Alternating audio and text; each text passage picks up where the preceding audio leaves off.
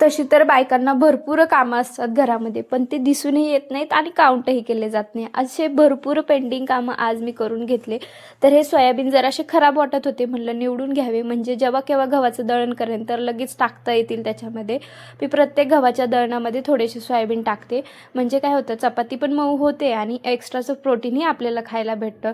आणि म्हटलं आज तांदूळही भिजत घालावे, म्हणजे इडली बनवता येईल. तर तांदूळही निवडून घेतले आणि मी इथे 2 ते 2.5 वाट्या तांदूळ घेतले, थोडीशी मेथी दाणे आणि 1 वाटी उडदाची डाळ. हे असं आपल्याला भिजवून एक रात्रभर ठेवायचं आणि दुसऱ्या दिवशी दळून घ्यायचं.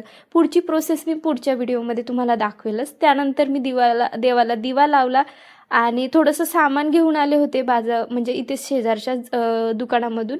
तर ते पण डब्यामध्ये भरून ठेवलं, म्हणजे पुढची कामं आपली सोयीस्कर होतात. जर आपण वेळच्या वेळेला जे ती कामं केली ना, आपली कामं सगळे पुढचे व्यवस्थित होतात. त्यामुळं मग पटकन ते पण उरकून घेतलं. त्यानंतर संध्याकाळच्या स्वयंपाकाला लागले.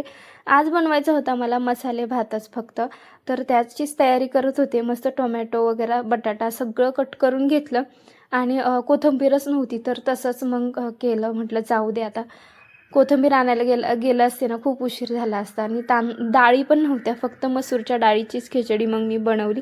आणि हा छोटा कुकर, त्याच्यामध्ये आम्हाला सफिशियंट होते, तर त्याच्यातच मी बनवली. मस्त तेलामध्ये कांदा टाकला, मिरची टाकली, नंतर सगळे मसाले टाकले, छान परतून घेतले आणि तूप पण टाकलं होतं मी थोडंसं त्याच्यामध्ये.